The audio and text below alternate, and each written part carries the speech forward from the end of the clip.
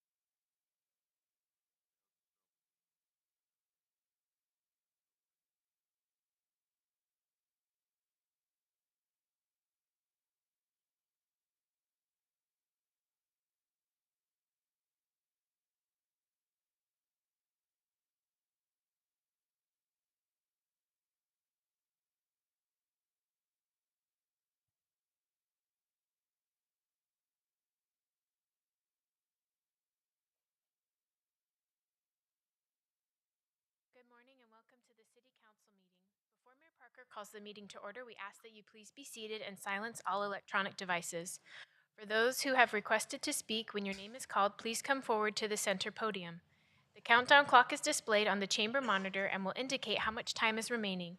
A bell will sound when you have 30 seconds left. Speakers registered on consent items will be taken following the announcement of any items being pulled from the consent agenda. Speakers registered on non-consent items other than public hearings and zoning cases will be taken following council announcements. Speakers will be given 3 minutes to speak on all items within those blocks that they registered to speak on. Before you begin your comments, please state your name. Thank you. Good morning and welcome to your Fort Worth City Council meeting. As a special guest for Mayor for the day, I'm going to introduce you to Roman and let him gavel us in. Does that sound okay? Roman, this microphone's yours. Introduce yourself. Oh, you got perfect. Hi, I'm Roman. And you just had a 13th birthday, is that right? I did. Yes. So happy birthday to Roman. Yeah. Yes. So you're going to use that. You're going to say, call the meeting to order. Go ahead. Order? I call the meeting to order. Call the meeting to order. Great job. You did it. That's great. And I'll turn it back over to Jeanette. Today's invocation will be provided by Pastor Brian Coulter of First Presbyterian Church. Please rise for the invocation and remain standing for the pledges of allegiance. Grace and peace, good morning. Please join me in a word of prayer. Sovereign and mighty God, we come before you this morning with gratitude for your presence and for your power. You are good, you are gracious, and you are faithful. And we thank you for sustaining us day in and day out. We thank you for creating each one of us in your image and calling us to live in community, to care for one another, and to seek the good of our city. And this morning we give you thanks for the city of Fort Worth, for its people, its neighborhoods, its businesses, its faith communities, its schools, and its public servants. We lift up our elected officials, our mayor, our council members, our mayors for the day, our city leaders. Bless them with wisdom, with compassion, with integrity as they lead. And we thank you for all the residents from every background and every walk of life who work each day to make this city not only great, but one that is truly Fort Worth it. We confess, Lord, that we do not always live up to the calling you've given us. We fall short, we get it wrong, not once, but on repeat. And so we are forever grateful for your grace. Help us to extend that same grace to others, grace mixed with mercy and added amounts of faith, hope, and love. May we be faithful stewards of your generosity and justice. May we extend kindness to all regardless of difference.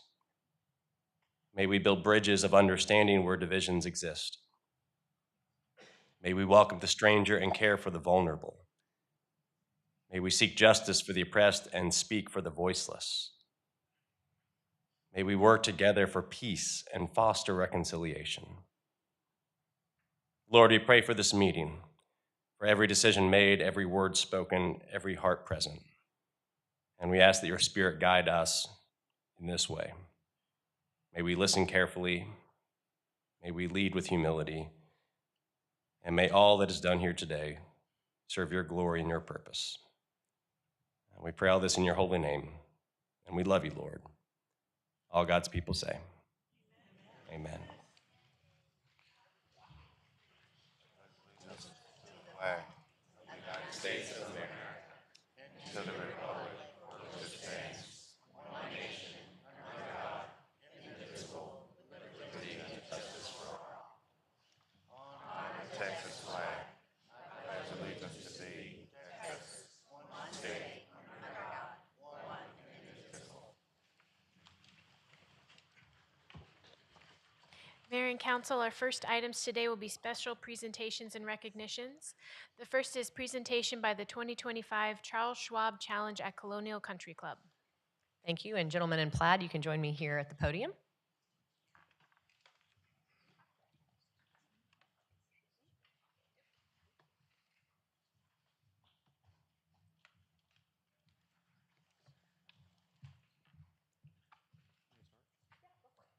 Well, first of all, thank you, Mayor, members of the council, Mr. City Manager, senior staff, Mayor for the day, Roman. On behalf of the PGA Tournament Committee at Colonial, we want to formally invite you all to the 2025 Charles Schwab Challenge. Our chairman, Mr. Kip Adams, will pass out your badges for the tournament. I do want to say, Mayor, a couple of words just so that you know the impact that we're having in your city. This is an amazing tournament. It's the 79th annual event. We will, during the course of this week, generate about $7 million in earned media coverage for the city. Will be viewed in television sets in about 110 different countries all across the world, making this one of the best advertisements for our great city anywhere. We also will generate $25 million in economic impact for businesses right here in Fort Worth.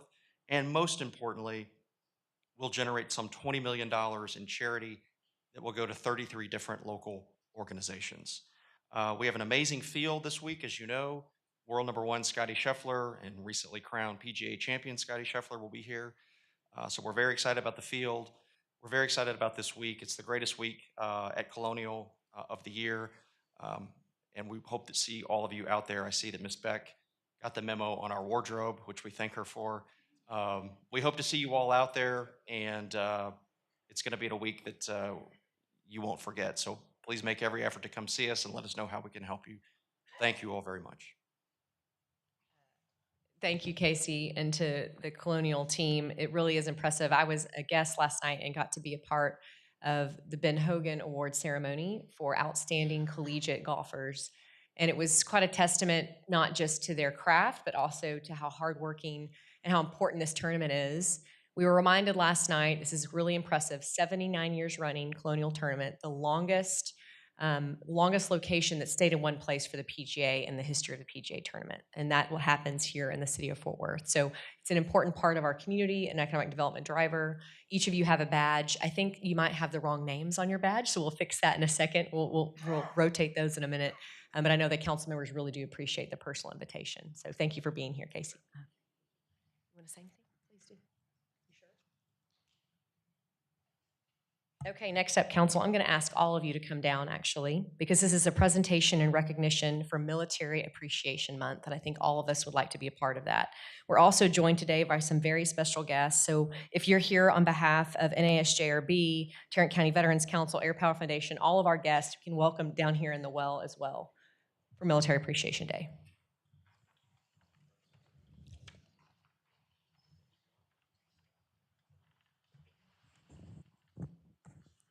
And if y'all want to, why don't y'all come gather behind me and we'll look at the audience a little easier for them to see your faces.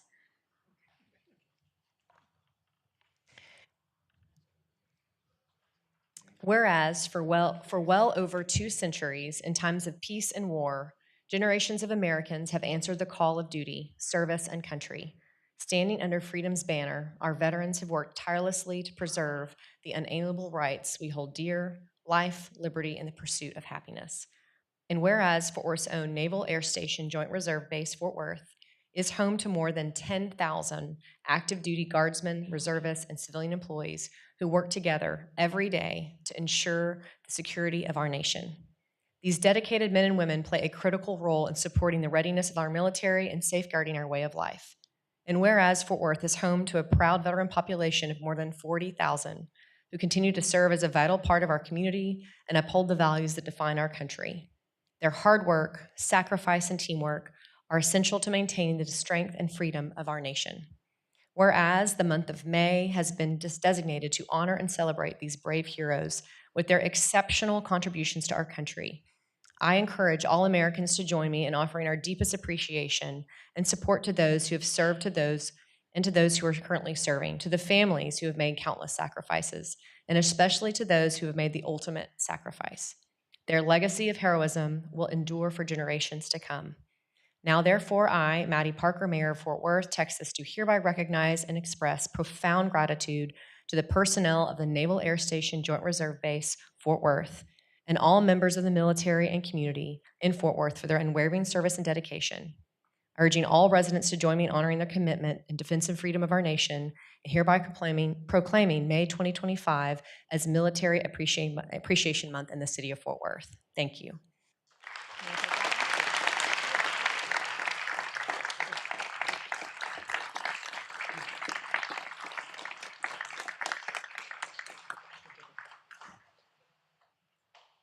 Hey, good morning, everybody. Mayor, council staff, and our community members. I just want to thank you for inviting us down here. It's our second time here in a couple months. Hopefully, we're not wearing out our welcome, but it's great to be here. Hey, as we approach Memorial Day, this is a time where we all take a pause to just remember those that went before us. And as I look around the room, we've talked a lot about what the city of Fort Worth brings to our installation when it comes to support. And that's been enduring over the years. And so we thank you, really, the city, the people of our city, for supporting us. I would ask you real quick, if you have somebody in your family who has served, if you have served, if you're a veteran, would you raise your hand?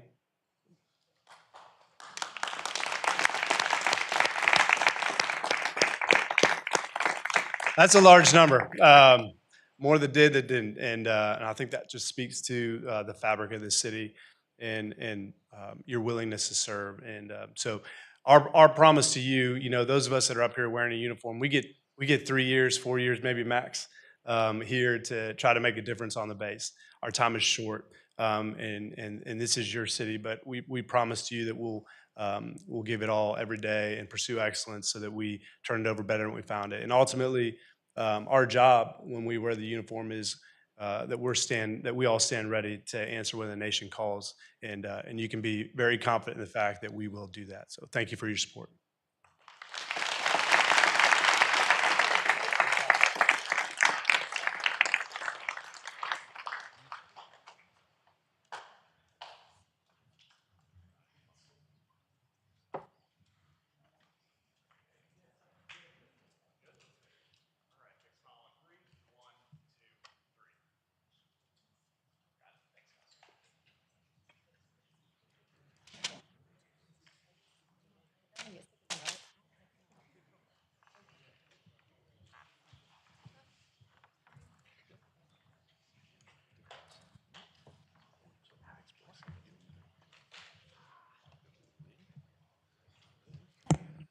And for our students in the audience, we'll recognize you in a minute, but I think it's important for you to know we're also very fortunate on the Fort Worth City Council to have one veteran, Councilmember Elizabeth Beck, who represents District 9, is a U.S. Army veteran. If Elizabeth, you could raise at the kiddos, that'd be great. And then we also have a Marine who is a current active duty reserve duty, a Marine Corps, Carly Larsdorf, who represents Council District 4. And so they don't know how to not serve the public, right? That's what they do day in, day out. So we're just really thankful for them and appreciative of all of our military veterans and active duty folks that came today. I got to go to the community day last week at the NASJRB. It is truly amazing what happens on that base day in, day out. We're very fortunate. Young pianists from May 21st through June 7th, 2025, offering a global stage for emerging artists to compete for career-launching prizes and international acclaim. This competition truly is renowned around the world for its commitment to artistic excellence and enroll in propelling winners to the forefront of the classical music world. And we're joined today by the resident and CEO, Jacques Marquis. Please come forward. Thank you, Mayor Parker. Thank you, councilors as well. They will have fun with subtitles with my accent there. Let's go back in time, 1958, the Cold War between Russia and the US, and the Russians decided to create a music competition to show their supremacy. That was their goal. And a young American of 23 years old goes to Moscow to compete in a piano competition. And with all Russian jury through the competition, wins the competition to the surprise of everybody.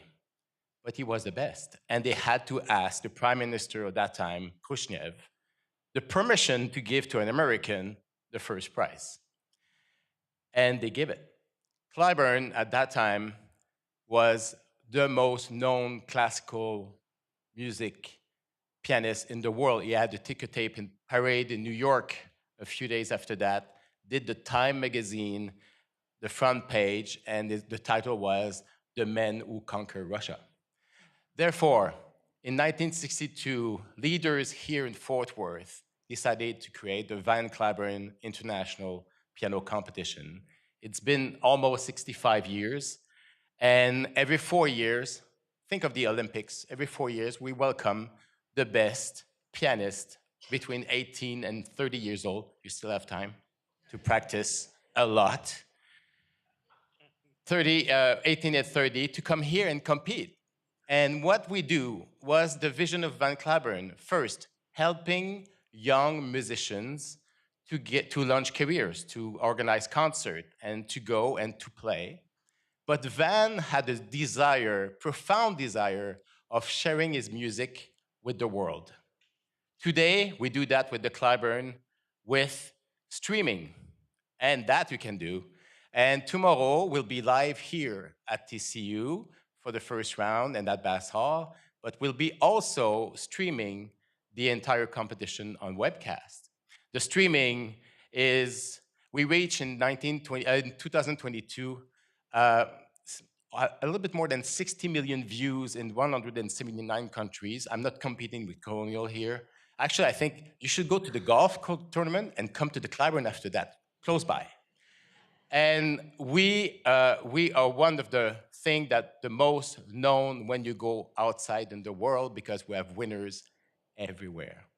We're happy to share with you, and we try in so many ways to get this accessible. At the end, the two last concerts are simulcast within the big screen at Sundance Square, and we are welcome everybody to come and share the love of classical music with us. It's free, and we have fireworks. Then we hope to see all you there. Thank you again for the opportunity. And Jacques will be very proud. The resolution appropriately says Piano Town for Fort Worth. So aren't you glad? Yeah.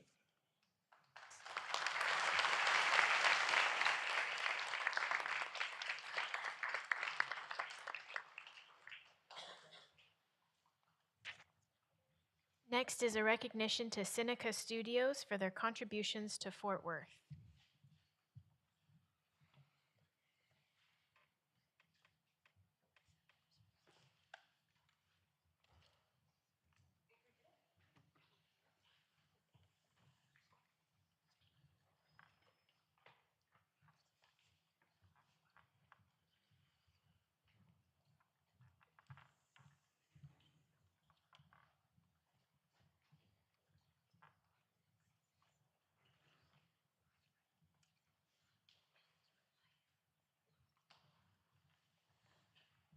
Good morning.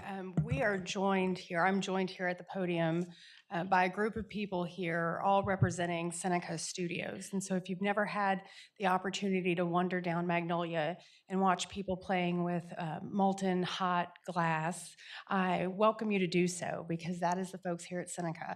And you can do more than just watch, but you get to play sometimes. And what I can tell you is that they do a lot for the community, not just by offering fun workshops for us to make Christmas ornaments or pumpkins, but you give back in a big way. So we are here today to celebrate them. So without further ado, whereas SiNaCa Studios School of Glass and Gallery, founded in 2007 and located in the heart of Fort Worth's near Southside Arts Cultural District, stands the only public access glass studio in North Texas and a beacon of creative excellence in Fort Worth's arts ecosystem. And whereas SiNaCa Studios has demonstrated unwavering commitment to the advancements of glass arts through education, community engagement, and artist support, offering hands-on classes, workshops, and outreach programs that make the art of glass accessible to all.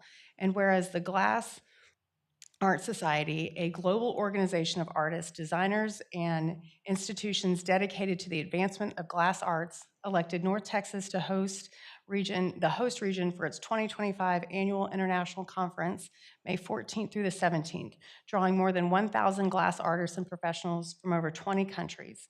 And whereas the theme of the 2025 conference, Trailblazing New Traditions, reflected the innovation and spirit of community fostered at SiNaCa Studios, whose leadership and advocacy were instrumental in bringing this prestigious international event to Fort Worth. And whereas the city of Fort Worth celebrates the cultural, educational, and economic impact of hosting the 2025 Glass Art Society Conference here in North Texas, and recognizes the vital contributions of SiNaCa Studios to elevating Fort Worth as a world-class art destination. Now therefore, the City of Fort Worth hereby recognizes SiNaCa Studios School of Glass and Gallery for its exceptional contribution to the arts community, celebrating its instrumental role in bringing the 2025 Glass Art Society Conference to North Texas. And with that, I will hand it over to Clifton Crawford to say a few words.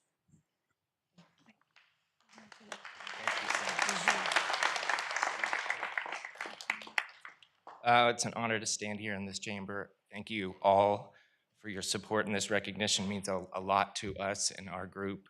I want to thank the Arts Fort Worth for their advocacy and their continued support. We got our first grant from them way back in 2002, and it's been an honor to elevate glass art in this community. I want to thank the Texas Commission on the Arts for their continued support, the R4 Foundation, and L and Carol Green Rhodes Charitable Trust, and so many donors who have helped elevate what we represent. I want to thank these people who are here with me. Mike Brennan at the Near South Side has been a mentor and an advocate and a great champion as we've spent the last 15 years doing what we love and sharing it with the community. I want to thank the Fort Worth ISD for their partnership over the years and what we've done with the schools. Glass is all around us. It helps us to see, it focuses our vision, it protects us, it is the ultimate container, and for expressionists, it offers an extra dimension. It captures light, it helps us to tell stories.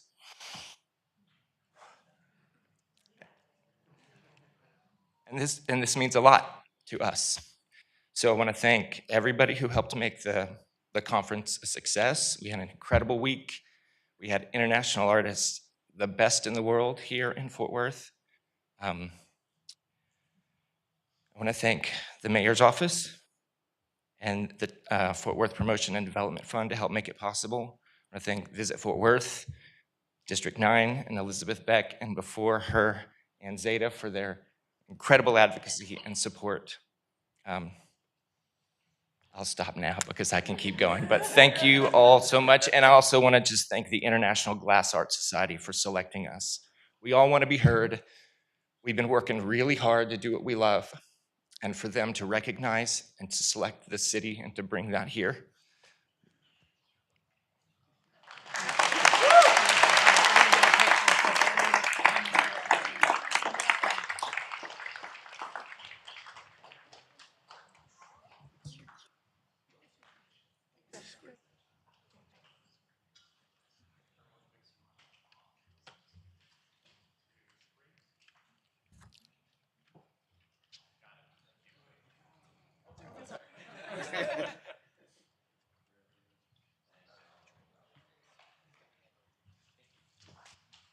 Thank you for coming. Next is recognition for Water Safety Month.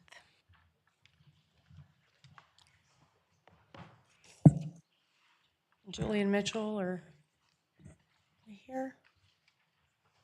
Oh, there we are. Okay.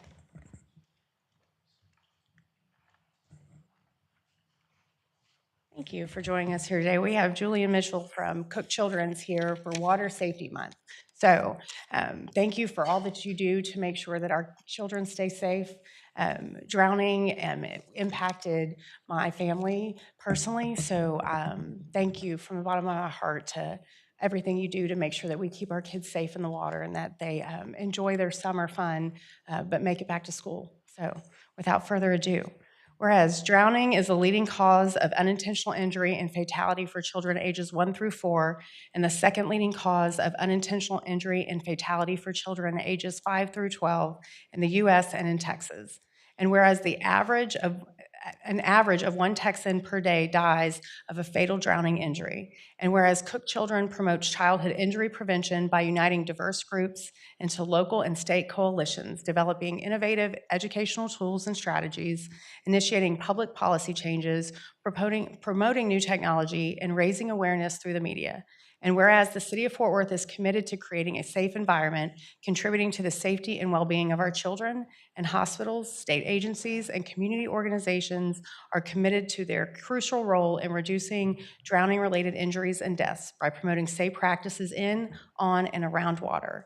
And whereas National Water Safety Month raises awareness and promotes efforts to reduce injuries among children, the City of Fort Worth commends Cook Children's and all involved in their endeavor to protect children from drowning-related injuries. Now therefore, the City of Fort Worth does hereby proclaim May Water Safety Month. And I will turn it over to you for some remarks, and then we'll get a picture. Good morning. Thank you so much for having us here. Thank you so much for the recognition.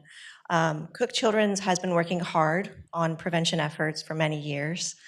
Back in 2014, we realized that too many children were coming into the emergency department for unintentional injuries and wanted to do something about that. So Lifeguard Your Child was born.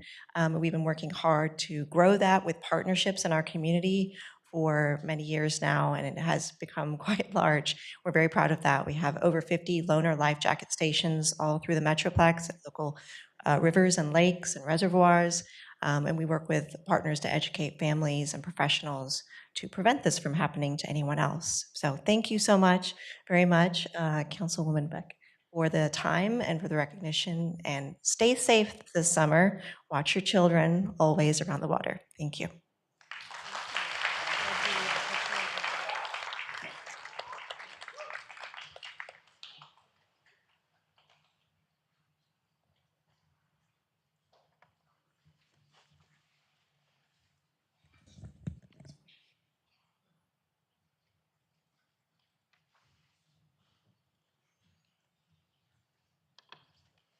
Next is items to be withdrawn from the consent agenda. We have one item to be withdrawn.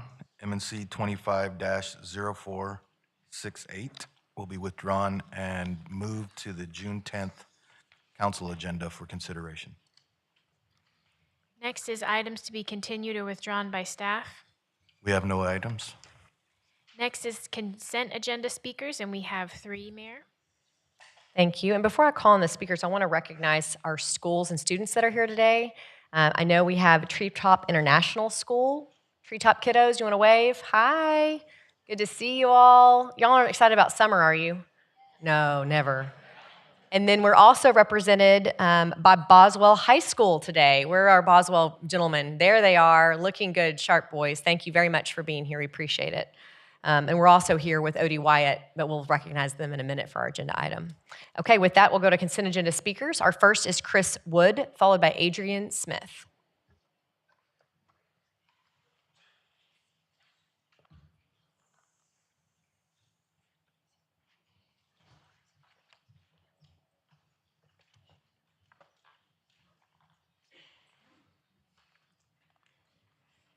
Hi, I'm Chris Wood from District 9. I support the acceptance of $10,000 from Texas Health Community Hope for nutritious, healthy snacks during summer camps at 21 Fort Worth community centers.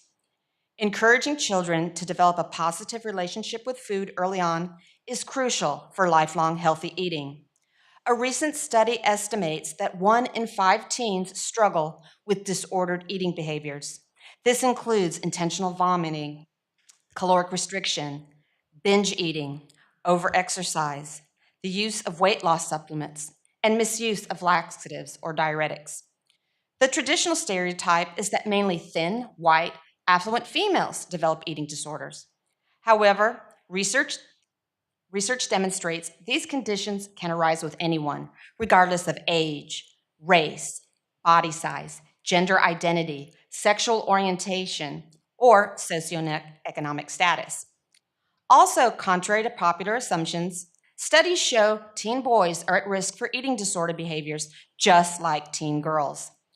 Male eating disorder behavior often goes undetected, usually disguised as a desire to become more muscular. However, eating disordered habits are just as dangerous for boys as they are for girls. Personally, food choices were wide open where I attended high school.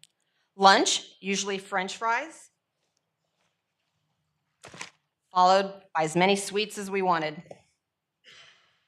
Afternoon snacks were peanut butter washed down with a Coke.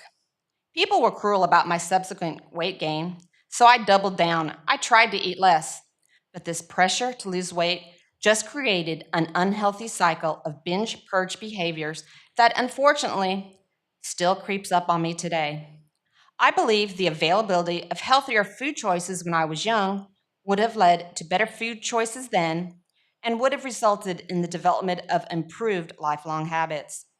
Children learn what they like and dislike based on what they are exposed to. This influences their food choices as they get older. So, this grant will positively influence kids to develop lifelong eating habits that are healthy and steer them away from eating disordered behavior. Thank you. Our next speaker is Adrian Smith, followed by Jack Barkley. Adrian here. Jack Barkley.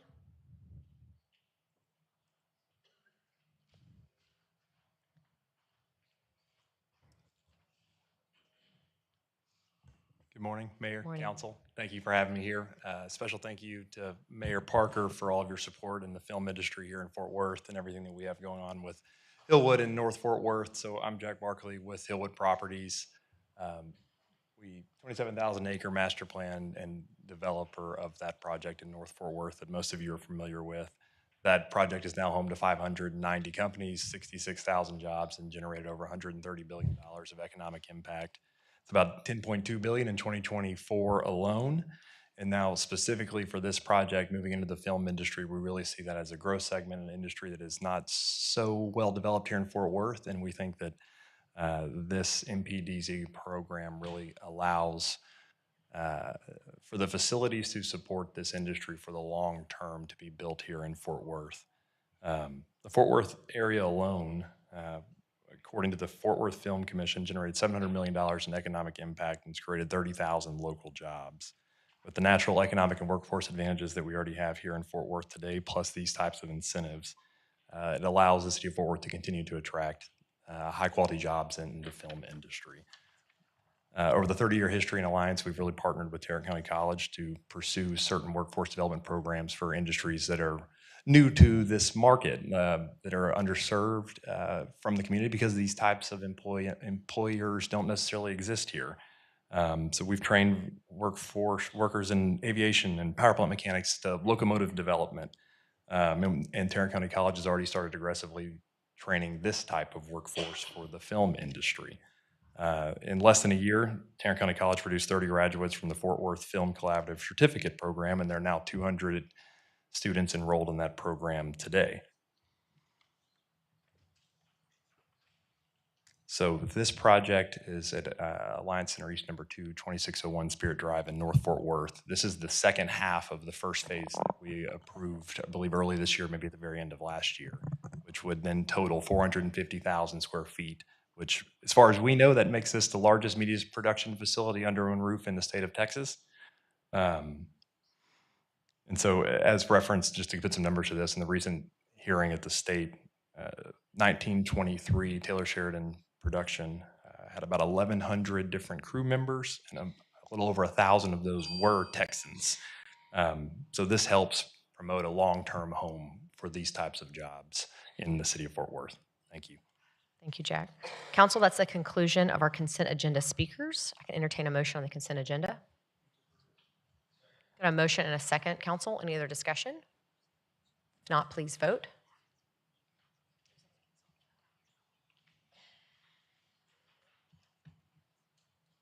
Motion carries.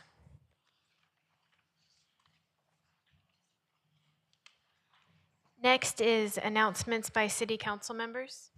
Thank you. Starting with Councilmember Flores. Thank you, Mayor. Can we get the slides up, please?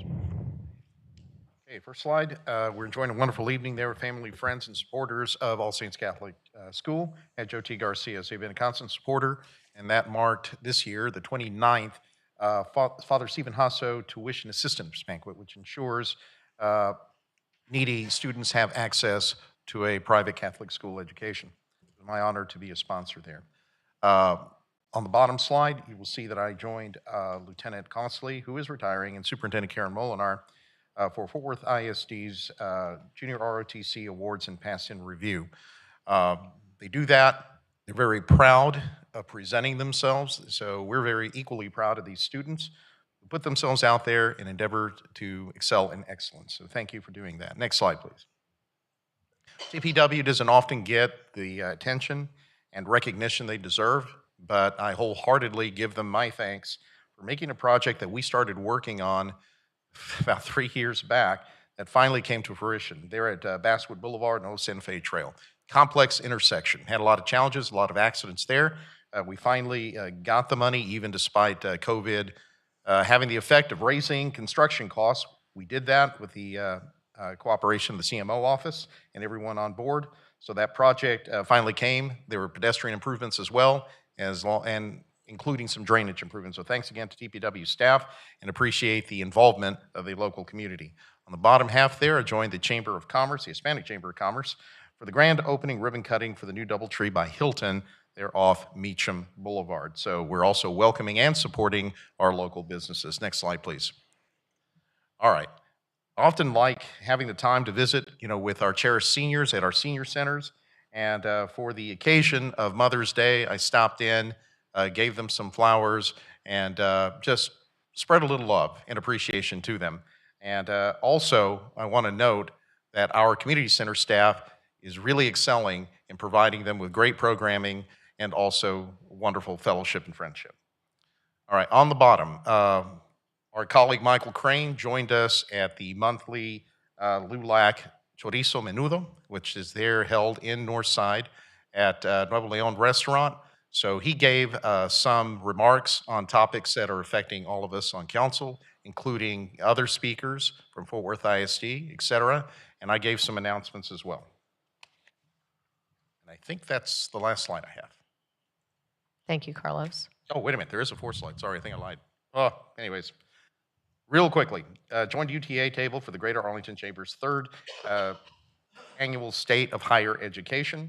And I want to congratulate our first responders who will now join our ranks under the fire department and make us a wonderfully integrated EMS team. Now that's all I have. Thank you, Carlos. I'm kind of flying blind, but I think Councilmember Beck is maybe up next. Okay, next slide. So it's always a fun day. If you've never attended the Fairmount Mother's Day weekend home tour, it's kicked off by a parade. It's a really great way to view some history in your city. Next slide. Speaking of, if you head down 5th, the first house off of Magnolia now has a historic marker dedication listing its original owner's contributions to the community. So while you're taking that stroll to SiNaCa, head on down and check out this new historical marker. Next slide.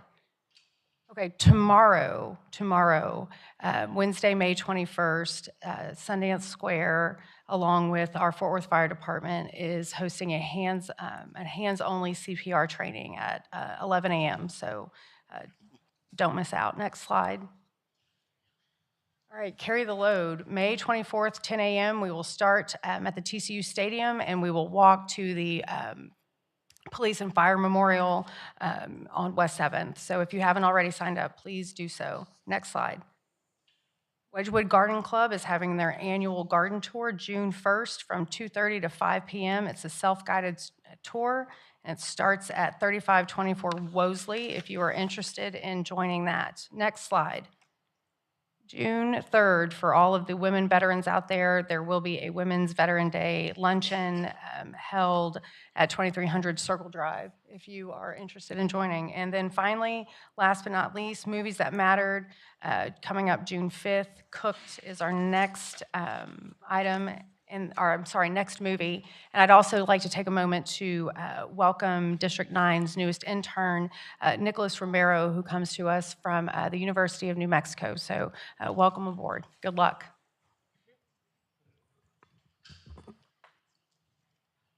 And I don't know who else has announcements. Next. Councilmember Martinez.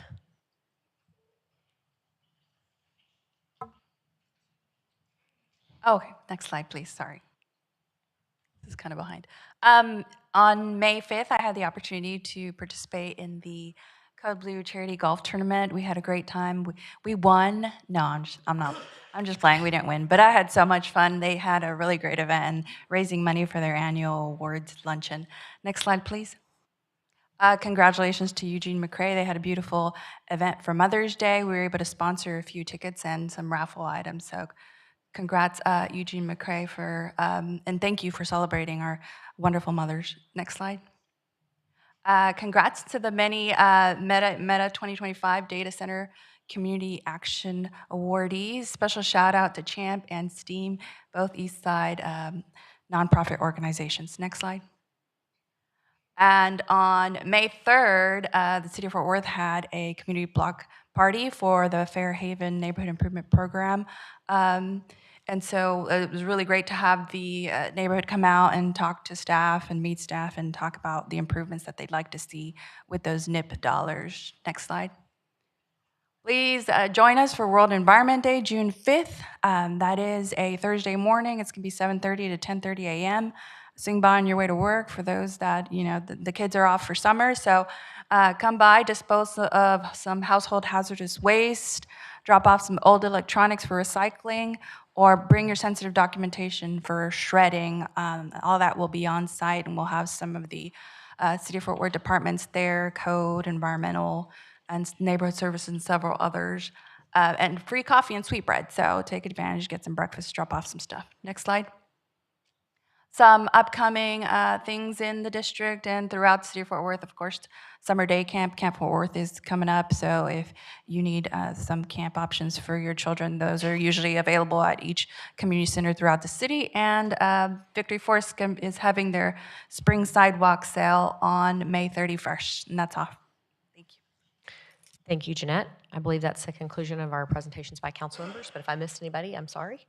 Councilmember, did you have one? Councilmember Next is speakers on the non-consent. Just a second. I think Councilmember Peoples had one. Okay, thank you. I did. I'm going to have to up my game because the other council people just put me to shame. But I wanted to tell you that on day 5 of my first week as a council member, I got to attend the graduation for the Save Our Children Learning Center. There were 4 and 5-year-olds that were graduating from pre-K to kindergarten, and I don't have a picture because I don't take pictures of children, so all I got were the backs of their little heads in their mortar boards. But it was absolutely amazing, so I promise next time I'll have better pictures. And then on May the 31st, we talk about economic development. We're going to have the ribbon cutting for the True Care funeral services at 2312 East Loop 820. And so I'm excited to see that. And I promise next time Selena and I will have great visuals. Thank you. Thank you, Councilmember Peoples. That's the conclusion of our presentations by council members. Next is speakers on the non-consent items. Yes, ma'am. I'll start us off. Our first speaker is Andrea West, who will be then followed by EJ Carrion. Is Ms. West here? Hi, how are you?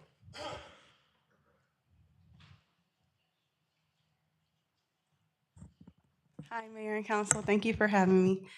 My name is Andrea West, and I am a resident of Fort Worth District 6, Precinct 1 of Tarrant County. I come before you today to express my support for CP 333 to adopt a resolution opposing Tarrant County Commissioner's Court redistricting process. In a representative republic, there is to be fair representation of the population. Fair representation is based upon the premise that there is equitable proportioning of the population, in this case within the precincts, which includes prohibiting racial discrimination in compliance with the Voting Rights Act. The redistricting process that the Tarrant County Commissioner's Court has chosen to undertake goes directly against the fundamental principles of a representative republic. This entire process ignores fair representation and is designed to give the few majority a say over the many, therefore minimizing the role of the majority minority citizens in the governing process. As a city who has completed a redistricting process within the last 5 years, you know what a transparent and inclusive process looks like. This isn't it. Since I moved to Fort Worth over 9 years ago, I've known the people of this city, of now 1 million people, to be change makers and barrier breakers. From the infamous Opal Lee to the people of this city electing its first millennial mayor, the first Latina council member, for my district, District 6, the first African American to represent District 6, we truly do set the standard. Additionally, I am a witness to this council being no stranger to standing in solidarity with their constituents. whether it be standing with parents and students in opposing a proposed school district split, advocating for rezoning in areas that have historically been subjected to environmental harms, or standing with the families of victims of gun violence. I am asking you to do the same here today. You all are our leaders. I ask you, as leaders of the 11th largest city in America, the largest city in Tarrant County, to stand with those who have elected you and oppose Tarrant County Commissioners Court redistricting process, as it lacks transparency, inclusiveness, and is a complete waste of taxpayer dollars, which will impact city progress. Put party affiliations aside, stand with the people, and be on the right side of history. Thank you. Our next speaker is EJ Carrion, followed by Ann Zeta. Is EJ available to speak? Former Councilmember Ann Zeta. Ann will be followed by Daryl Davis. Ann, it's good to see you. Thanks for being here. This is very fancy digs you all have here. Thank you for the opportunity. I'm here to speak on CP 333, a council proposal to adopt a resolution opposing Tarrant County's Commissioners Court's redistricting process. I am Ann Zeta, and I am here as an individual with a unique perspective of having been a council representative in Fort Worth from 2014 to 2021. I wanted to thank the council members who have brought this council proposal for a resolution opposing Tarrant County's proposal for mid-census redistricting effort. Thank you to council members Nettles, Beck, Martinez, Williams, and Flores. I also want to encourage all of you to join in supporting this resolution today. I have spoken at the Commissioners Court, bringing my unique lens to having been in elected office when the city's redistricting effort began, and when the charter amendment election occurred that added 2 council districts was proposed and approved in 2016, to when the redistricting process began after the 2020 census. Although I was not in office at the conclusion of that effort, as many of you got to suffer through that, I was well aware of the robust effort that went into the process, including public input opportunities, mapping tools available to the public to submit their own maps, a decidedly not rushed process, a thorough and transparent and inclusive and open process. While the county has not done that, and what they have done is a complete embarrassment. Their rushed process dictates to all of us having to rush a bit, but it's not hard to find reasons to oppose this. I have personally attended 2 of the 4, the final one is tomorrow, public meetings where the consultants hired were no-shows or stood mute. Only one of those meetings provided any type of presentation by redistricting experts, and those were not the consultants hired by the county. Overwhelmingly, in all of these spaces, the participants are in opposition, outnumbering those in favor by huge margins. And this is in the face of a rushed, not transparent process, with most of the education and outreach occurring by concerned citizens, not the professionals who have been hired to be in charge of this process. The very representatives who are supporting this have also not been in attendance at many of these meetings. I commend all of you for the research that you have brought to light of many of the consequences that will result in this ill-conceived effort that will be negatively impactful to the residents of Fort Worth. And while I totally understand that you do not have control of the county choosing to do this, I believe that it is important to be on record in opposition of this proposal, as it harms your shared constituents. Thank you for your service, and I again ask all of you to support this resolution today. Thank you. Our next speaker is Daryl Davis, followed by Carol Peters.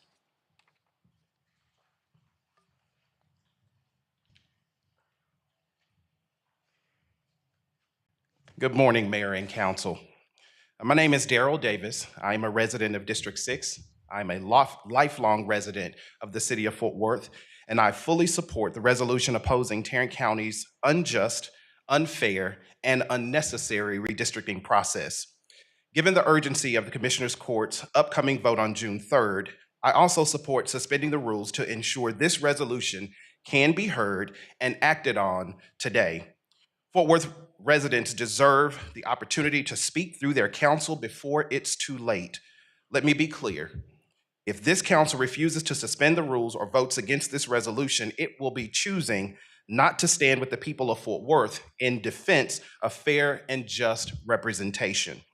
Since this rule was established, the council has approved waiving it every single time. There is no precedent for denial. A vote to block this resolution today is, in effect, a vote to silence the communities across our city who deserve for their voices to be heard. Tarrant County already completed redistricting for this decade in 2021, yet, for political reasons, the Republican majority on the Commissioners Court is imposing an unnecessary and undemocratic process on us all, fueled by misinformation and a desire to consolidate power at the expense of people. This process has lacked transparency, community input, and, frankly, fairness. It reflects the priorities of political insiders, not the people most impacted by these maps, including the residents of District 6, and most importantly, the historic community of Lake Como, Texas. Our communities, especially communities of color, deserve to be heard and not sidelined. I urge this council to stand on the side of democracy, justice, and just good governance. Let this resolution be a clear and a powerful statement that Fort Worth stands for fair representation and rejects any process that seeks to divide and diminish our communities. I leave you with the words of Dr. Martin Luther King Jr. The time is always right to do what is right.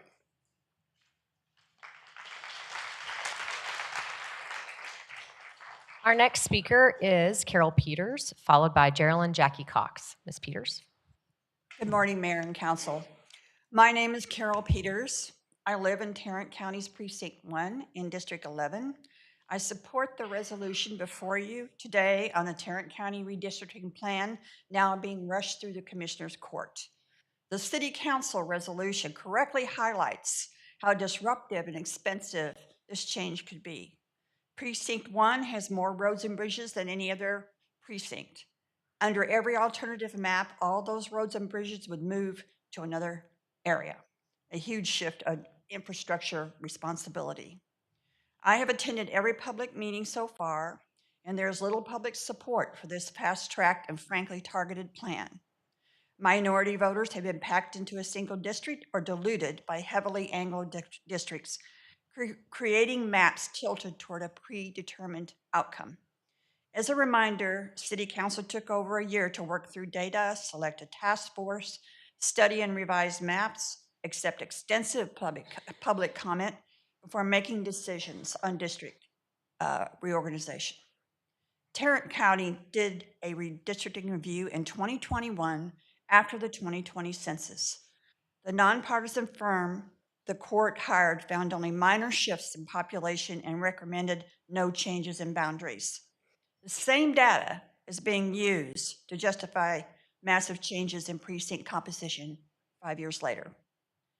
No evidence exists to justify this snap redistricting plan.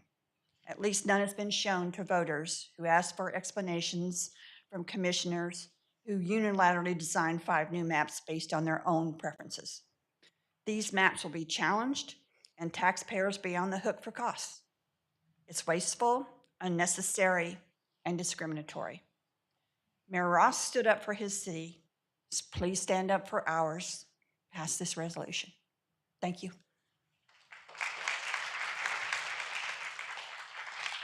Our next speaker is Jackie Cox, followed by Adrian Smith. Maps be available for this presentation? I think they have them ready. There we go. Thank you. As you see above, the first map is how the Tarrant County Commissioners Court is currently apportioned. And you will see that there's a piece that looks like what some people describe as the hook. It starts in the southwest corner and it rolls up and across. The area below that, which is Precinct 2, Precinct 1 is the hook. Precinct 2 is Arlington and Mansfield and part of Grand Prairie. And 4 is Commissioner Ramirez's precinct, and 3 is Matt Krause's precinct. And could we please? Okay, we're now looking once again at the hook. It's in the left side. The map on the left side is the current map. This is the map that was drawn by this. Really, it was drawn using data that was created in 2021 by the firm Heath. I think actually Heath presented it. It's census data. It's the most accurate currently available representation of the ethnic makeup of Tarrant County. And the green slide represents the Black voting age population. You will note that it is heavily concentrated in Precinct 1, but there is also a concentration in Precinct 2, which is sufficiently large for us to now have Black representation on both on the currently constructed Commissioner's Court. We have a Black representative, Roderick Miles, for Precinct 1. And for Precinct 2, we have Alyssa Simmons from Arlington. Arlington is the target here. Arlington is the part that gets dismembered. If you look at the map on to the right, called the PILF map, that's the acronym for the law firm who were hired out of Washington, D.C. to draw this map. And all of the Black, not all of the Black, but many of the Black representatives of District 2 are carved out and packed into District 1. And all of a sudden, District 1 is a semicircle. Anyway, it has a very unfortunate racial impact. It was rushed, and it's not good for our county. I appreciate Chris Nettles for bringing this resolution. Thank you.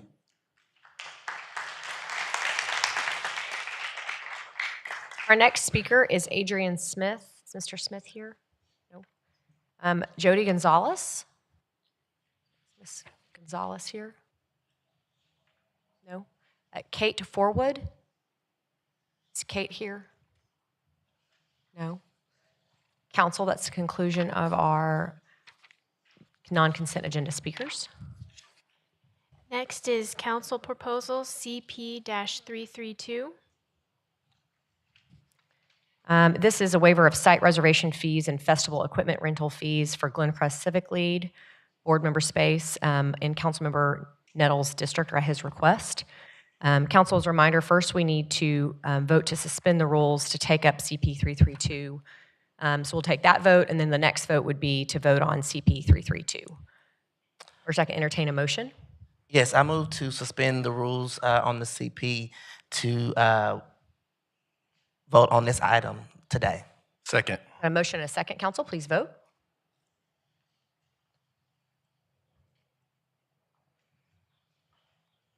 Motion carries.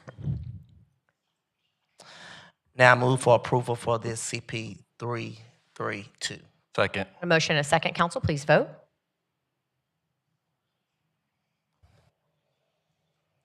Motion carries. Next, Council, we have CP-333, which is a council proposal to adopt a resolution opposing Tarrant County Commissioners Court redistricting process. And again, we have to waive the rules, suspend the rules to vote on CP-333 today. Once we've done so, we can complete another vote. Can I entertain a motion? Yes, I make a motion to suspend the council rules of procedure, session 5.21, to allow this council proposal to be voted on at this meeting. Got a motion? Second. Motion and a second. Council, please vote. Okay. I'm sorry about that. I have comments just on this before we make our vote. This resolution today is really important that we suspend our rules, especially given the time sensitivity of Tarrant County's vote. And I think it's really important that we do so. I want to be clear that this vote is about whether Fort Worth will speak up for its residents, or whether or not it'll remain silent while county-level decisions impact the voices of our residents. As I was thinking about what to say, I was reminded of one of my favorite scriptures, Proverbs 31:8. It says, "Speak out for those who cannot speak, for the rights of all the destitute." And I believe that as a council member, I have been very clear and very consistent about the importance of ensuring that the voices of all of our residents are heard, irrespective of what decision we make, and that our voices of our neighbors are critical for decisions we make, both large and small. I also want to be clear that Tarrant County has already completed redistricting in 2021. A Republican-led Commissioners Court hired a law firm, reviewed the 2020 census data, examined population growth, and voted to keep the existing maps. That wasn't inaction. That was a clear and deliberate act. That's the truth, and there's no rewriting of that narrative, and no rewriting can change it. When the city of Fort Worth redistricted, we did it right. We took our time. It was quite a few months, if not years, that we went through that process, and we welcomed community input every step of the way. Residents weren't just allowed to give comment. They weren't just allowed to attend hearings. We gave access to the data and to the map software for residents to not only draw their maps, but to submit them. And the horseshoe map, which elected our first Latina ever, Councilwoman Jeanette Martinez, which has been an honor to serve with you, was a product of a map submitted by a resident. Real democracy in progress and in process. Communities of interest also had a seat at the table. The process centered people, not politics. Many neighborhoods, including neighborhood leaders that are in this room, like Darrell Davis, were involved in the process and ensured that all communities of interest had a voice, and ultimately that the map that we adopted overwhelmingly honored community of interest preference on which district they would like to be represented by, including the historic Lake Como, which I'm proud to represent. And I'm proud to be, I believe if the record reflects that I'm the first African-American to ever represent the historic Lake Como community on the city council. So what's happening at the county is exactly opposite of what Fort Worth does best, and that's putting people first. This process was rushed by the county, it lacked transparency, and ultimately it left the public out. Even with the public hearings, the law firm who was responsible for drawing these egregious maps was too scared to even come into the community center at Como because they feared their life. And I told them Como is perfectly safe. But I guess if you're from DC and you're only here in Fort Worth for partisan politics, it doesn't really matter. Maps in this process were created quickly by outsiders with no real space or no real concern about local neighbors or communities or neighborhoods to be heard or involved. This kind of process is not just flawed, it's dangerous to our democracy. This democracy was built on representation, and right now I feel like I'm being overtaxed without due representation, and this map will certainly do that. Because if people don't trust how their representation is shaped, then ultimately we're eroding faith and trust in our very institution called democracy. This isn't just a county issue. This is damn well a Fort Worth issue. Fort Worth is the largest city in Tarrant County, and we owe it as the big sister in this county to speak up when injustice occurs, no matter whether it's convenient, expedient, or whether special interests or millionaires disagree whether we should or not. If the city doesn't speak now, when will their voices be heard? If the city doesn't speak now, will we cut our residents out of the process? This isn't about partisanship. This is about principle. This is about morality. This is about ethics. This is about good governance. This is about good, fair government. And it's incumbent upon us as a city council to speak up and to make sure that government indeed works for the people. This is about truth. This is about transparency. This is about standing up for the people we represent. Even when they're bullied, we have a right to stand up. Voting to waive the rules today is about giving Fort Worth a voice in the process, and this vote will certainly shape the future of our city. We owe it to our residents to act with integrity and to make sure that they are not left out of decisions that define their representation. This is indeed a defining moment, my friends. I hope you vote wisely.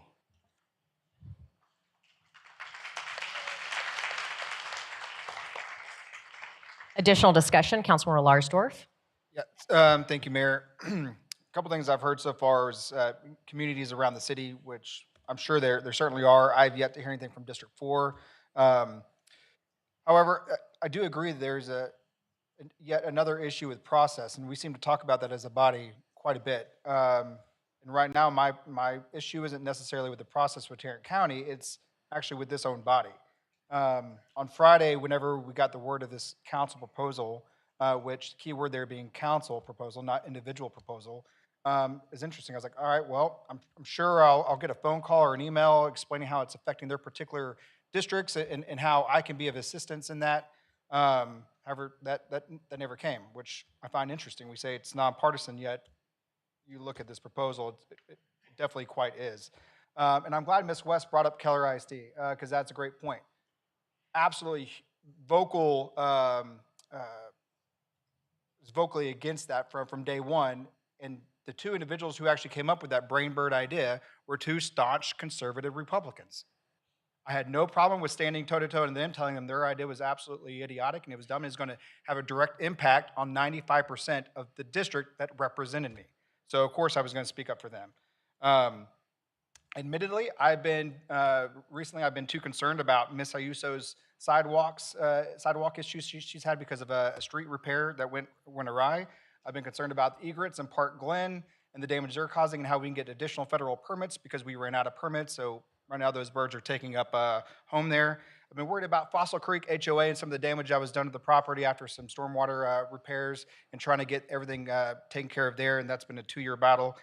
And of course, I've been concerned with a lot of bond research and figuring out how I can make sure District 4 gets its share of its need in the bond.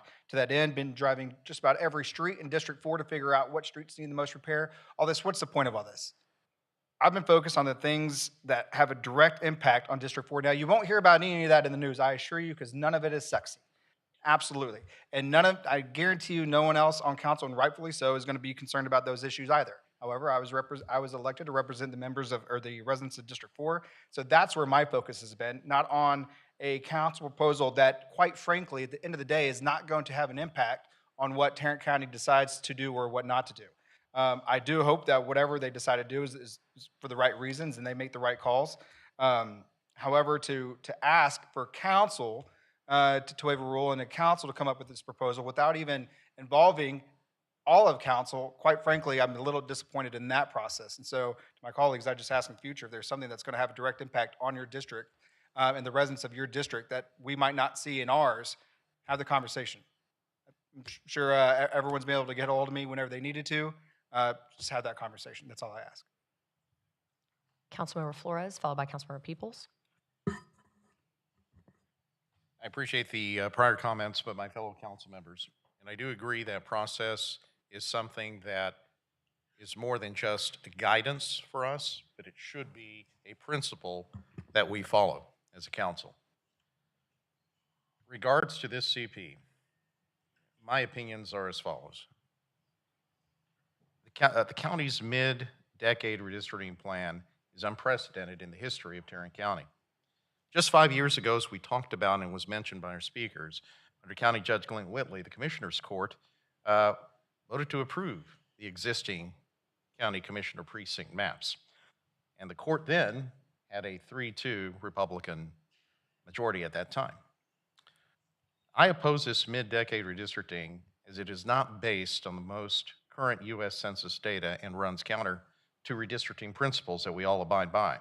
In our rapidly growing and diversifying areas, off-cycle redistricting could have two impacts: lead to unfair representation and undermine the principle of equal political power for all residents and citizens. Redistricting is a political process. I think we all realize that. But it's also legally tied to the U.S. Census to ensure districts and precincts reflect accurate population data. Deviating from this schedule sets a bad precedent of redrawing lines based on political convenience instead of population accuracy and fairness. The city of Arlington and some southeast Tarrant County cities right now are questioning the legality of the county's mid-decade redistricting. Mayor Ross will share their legal analysis with our mayor and the city of Fort Worth legal team. Until that time, redistricting under this plan, it is my opinion, essentially dilutes the vote of diverse communities, packing most diverse folks into Precinct 1 and cracking Precinct 2. Tarrant County would ultimately decide how to proceed. If enacted, this litigation, litigation under the Voting Rights Act will likely occur for dilution of the vote of protected communities. And those are my comments.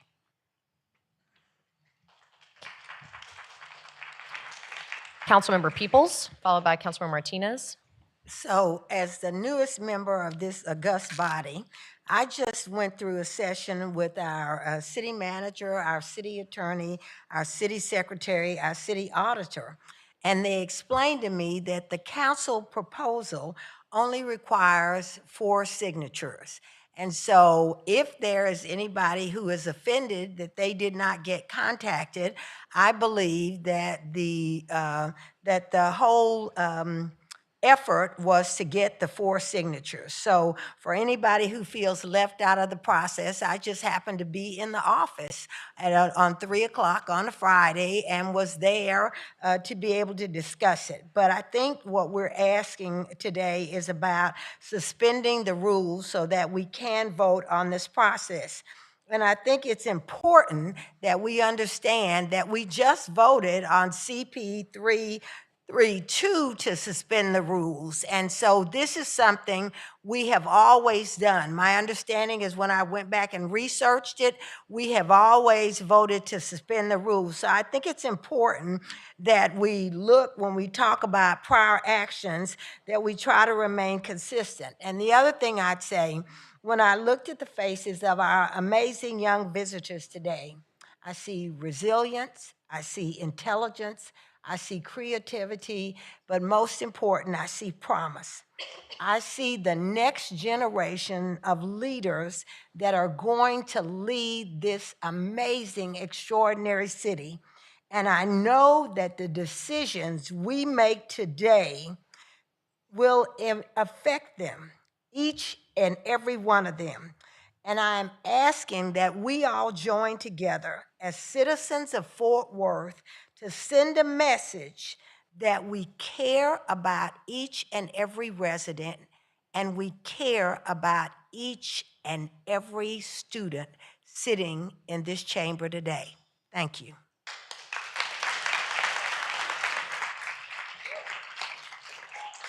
Councilmember Martinez, followed by Councilmember Beck. Thank you, Mayor.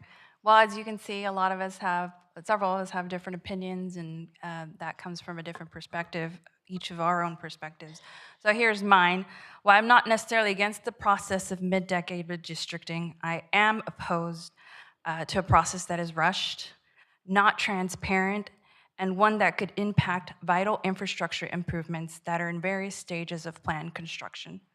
How can we trust a legal firm that refuses to answer questions, that refuses to address the public, that refuses to attend public meetings? The public has no access to software to design their own maps. Believe me when I tell you this is a move of self-interest, one that is targeted, and one that merits ramifications.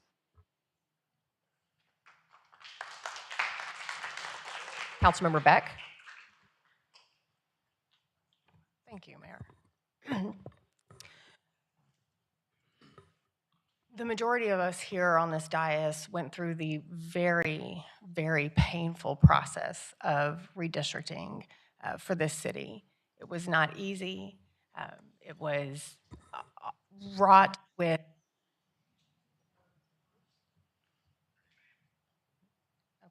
Are we back on? Amongst us here on this dais and the community, but it's a process that I can say that I'm proud to be part of. Not only did it produce maps that are reflective of our community, but it produced maps that allowed this dais to be reflective of the community of Fort Worth. And you see that by the great diversity on this council. And I don't just mean in our color, but in our socioeconomic backgrounds and our experiences here on council. We have a wealth of diversity, and that is because we had well-drawn, well-thought-out maps that produced some great leaders that sit on this dais today with me. We don't see that with the county's process. It's certainly not one that they should be proud of. They will tell you that it is a blatant partisan grab. In fact, they have been very vocal about it. Commissioner Ramirez blatantly said in his op-ed to the Star-Telegram that it was to keep Tarrant County conservative. And while we know partisan gerrymandering is legal, the question begs, is this really what we're doing?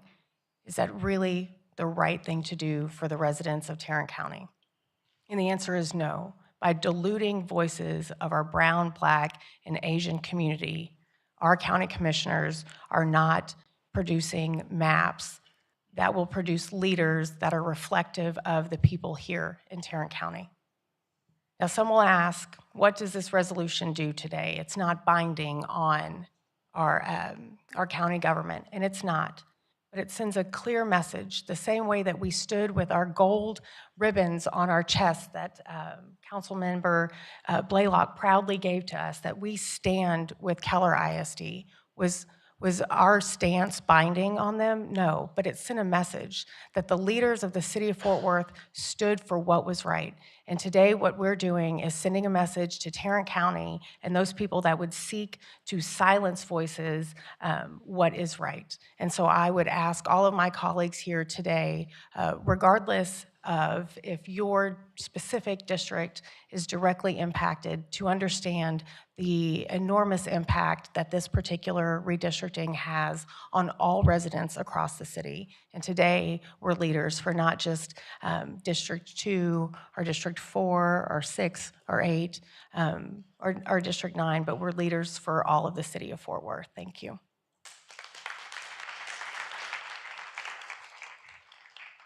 I believe that's the conclusion of our discussion among council members. Councilmember Nettles, go ahead, sorry. Thank you, Mayor. And I want to kind of talk through the process, and I'm glad that Councilman Laura just brought it up. One of the process for CPs placed on the agenda is that prior to 2 years ago, two council members can come together and put a CP on the agenda to discuss something on the dais. Prior to that, if you don't have a CP, it's our city manager and our mayor who sits and sets the agenda for projects to come to the city of Fort Worth. And that's how we have done it in the city of Fort Worth. And so we have a CP process, means council proposal. And council proposal means a council member proposal to go to the board of directors for the city council. And so here recently, in the last 2 years, Councilman McCrane wanted to change that policy and add 4 signatures, because he felt that if 4 people on this council agreed together, then maybe it's something that we all should talk about. And so we went from 2 members signing a council proposal to 4 members signing a council proposal. And some of us did not agree, but the majority of the council agreed to do it. So here we are with 4. And this county has been pushing this redistricting. And the city of Fort Worth have been monitoring and have been watching. And early Friday morning, I received numerous of calls. Councilman Nettles, what can the city of Fort Worth do to show their support to the residents of Tarrant County and the residents of the city of Fort Worth? Seeing Mayor Jim Ross come out openly and say he condemned the fact the redistricting happened in Tarrant County because it would directly affect the residents of Arlington. Seeing Mansfield, Michael Evans talk about how it's going to affect his city. Received calls from Everman City as well as Forest Hill City. I got on the phone and I started calling to see how can we do it. And I would tell you, one of the first phone calls I called, the individual said, I hate to put this pressure on our city staff to come up with a proposal at the last minute. And I said that we have to do something. And so first, I want to take the opportunity to thank Leanne for taking the opportunity to help put together this proposal and city staff at the very last minute in order to get it on the agenda. Why did we do this today? Next week, this council has voted that we do not have meetings after the holiday, so we won't meet next Tuesday. The next meeting we have is June 3rd. It is a work session meeting. It is not a voting council meeting. That is the same day that the Tarrant County Commissioners Court would take a vote on redistricting. And so it is important for us as a city body to send a letter, send a proposal prior to that vote. And that is the single reason why this resolution is on the dais for today. Secondarily to that, knowing that we only need 4 signatures, trying to navigate calling different individuals. You'll see on the CP that some who agreed with the CP wasn't able to get on the CP because of the time stretch to have it done by 5. Others, I didn't have opportunity to call. I did have opportunity to call Councilman Michael Crane. So I will say publicly to Councilman Lauderdale, I apologize for not giving you a call about the CP prior to it hitting the agenda. What I did do is I spoke with Leanne. I said, City Attorney, I wanted to make sure that this CP is not partisan. I want to make sure that we talk about things that directly affect the city of Fort Worth residents. To me, it's not about red neighborhoods or blue neighborhoods. It's about projects and infrastructure that's going to take place. And for District 8 specifically, will be hit hard. We have several projects that we have partnered with Tarrant County with major roadways that widen the roadways and deal with flooding in our far south district. And those 2 streets that we have partnered with different cities and the county, as well as the city of Fort Worth and Cobb, those streets will be moved out of one precinct into another precinct. And with the county, each commissioner has an opportunity to control their budget, which streets they're going to fund and which streets they're not going to fund. And we have seen historically with this new commissioner court that they have killed projects and deals and took money, such as from Girls Inc., and all of us was disappointed about that for whatever racial issues that they have. And so for me and for District 8 and for the city of Fort Worth, it is vitally important that we not only put this resolution in motion, but we tell the county that you can't just affect an entire city of Fort Worth with just redrawing lines because you want to pick the person of your choice. And so that is why I'm so adamant about it today. That is why I put it on the agenda today. And I also want to articulate, since we've been elected, this body have been elected since 2021 through 2025, we have had over 13 CPs that come to this dais, and every one of those 13 CPs, we have waived the rules in order to vote on them. I understand that you may not agree with the CP. I understand that you may not like the CP, but we have always given the right so that we can at least vote on the CP. And I stand proud, and I think all of us have pride in representing our constituents today.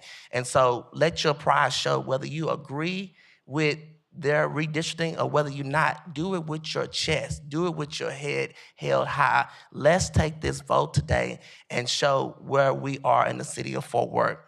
A few more points I want to make today is this redistricting, redrawing of lines with the lack of transparency and public process and public engagements.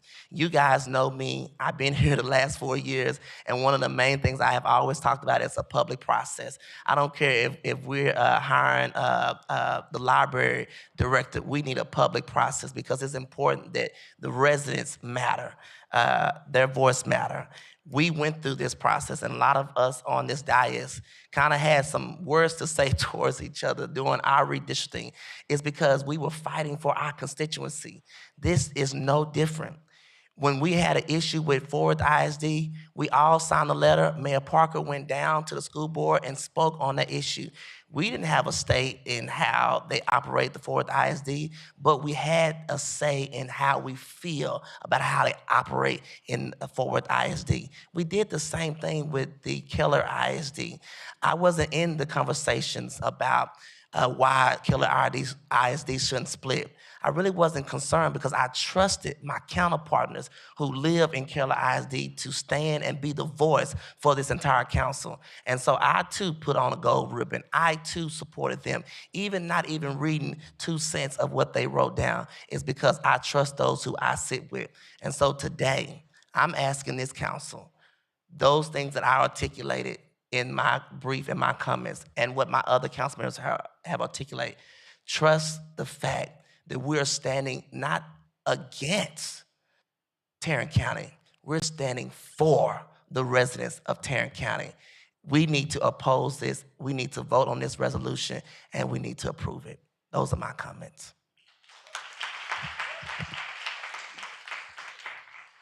Council, that's the conclusion of our discussion. We're going to vote on the waiver for the rules, suspending the rules. I think there's already a motion on the floor. Yes, Leanne, you're good with that? Okay. Got a motion on the floor in a second. Please vote. Motion carries. 9 votes is what you needed for this. So now we're going to move forward with a vote for CP 333. I can entertain a motion. I move to approve council proposal -333. Second. Got a motion on the floor and a second. Any other discussion by council members? I'm going to say this. Thank you all for your public comments today. I will say to my council members, as your mayor, and then really for the office, it is so important that we communicate. And I know that life is busy and we all have a lot going on. And so in the past, I have attempted, and you can hold me accountable to this, but whether it's been on a budget discussion and a management letter, I gave opportunity for unanimous decision. And I wish I had been contacted on Friday because I could have shared some very helpful information in my close conversations with Mayor Ross in Arlington over the last week. Jim and I are close friends, and he afforded me the opportunity to know what he was moving forward with in the city of Arlington. They've hired outside counsel to look closely at what's happening to their city because there is a lot of concern. Moving possibly to 3 new commissioners in Arlington rather than just 1, which I understand why that would be problematic. A lot of discussion today about the way the city of Fort Worth conducted redistricting. And we all have battle wounds to prove from that. It was not easy. And I'm very proud that at the end of this audience may not all know this, it was a unanimous vote by this body to appoint or create those 2 new council districts and move us forward as a city. And as a result, this is the district, this is the body you have. A few things make me sad today. We've said Democrat and Republican more times than I ever remember in this chamber. And as I have often said, it is irrelevant to city business. It really is. I appreciate the language in the resolution. I do, because I do think it was trying to focus on a few issues that we think we all can agree on. Transportation projects continue to be a top priority. So I'm actually going to offer amendment language to the resolution. I don't agree with the last now, therefore, and whereas. I think actually redistricting is helpful. I'm disappointed in 2020 they didn't really look more closely at this because I think it afforded an opportunity to do this in the mid-century, which is, in the mid-decade, which is unique. If we really want Tarrant County to listen, I don't think this is the way to do that. And so what I'm going to offer to the authors of the CP, if you'd like to vote on it as is, that's okay. I think what will likely happen is we'll have an opportunity, maybe during executive session, to learn what City of Arlington has learned next week. There could be another resolution that's voted on after they vote on the maps. I've not talked directly to any of the commissioners other than Councilmember Ramirez about this. To Councilmember Beck's point, they were very clear and transparent. This is an inherently very political process. And I can't remember your words, Jeanette, but they were well stated. I do think there are ramifications for this as a county. Every single thing right now feels like it's about whether you are blue or red. Everything. And it is dividing this city, and it is dividing this county, and it is unacceptable. And so my job is to govern and do what is best for the city of Fort Worth. I don't think this CP is the right direction because I want to be really clear to Tarrant County where we are. I don't think we've had a chance at all to deliberate as a body. I know that every council member was not contacted. So that's my decision today, but it's not a reflection of my displeasure with the way they've conducted redistricting in Tarrant County. It's not the right way to do it. We had to subject ourselves to hours and hours of public testimony, many maps drawn, tiers in back hallways, really working together to draw a map that we thought was best reflective for the city of Fort Worth, and that's where we got. So I appreciate bringing this important issue forward. I hope to continue to work with Tarrant County. It is too important. You need a commissioner's court that is collaborative. Each of us have had major projects we've had to work on together for our community with the county. And I just am heeding a warning here that we're headed down a really, really dangerous path in this county, in this city. And I'm deeply disappointed. And so my vote today is not a reflection on any approval for Tarrant County. And so you may very well see me at the next few meetings have a more robust resolution to move forward and work with my council colleagues on what that may look like. So that's my decision today. And I do appreciate the discussion. I think it was important, and I think we were all respectful. And with that, please vote, council. Mayor, just point of clarification, I'm unsure what I'm voting on. And you're voting on the resolution as is. You made a substitute motion. Yeah, I'm just going to let it. I didn't make a motion. No motion. Just Okay. you can vote on it as is. I'll work on that in the next few weeks. Motion carries. Motion carries.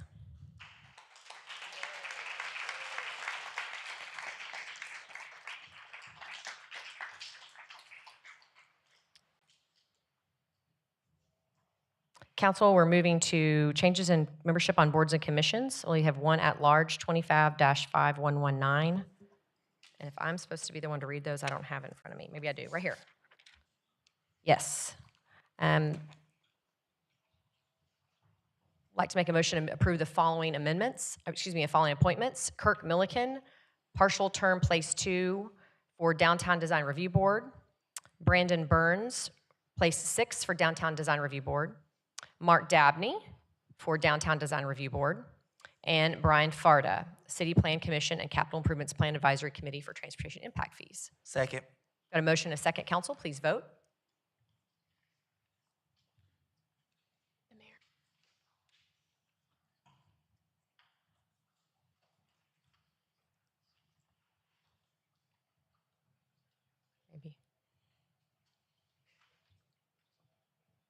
Elizabeth's absent. You can mark her. Thank you.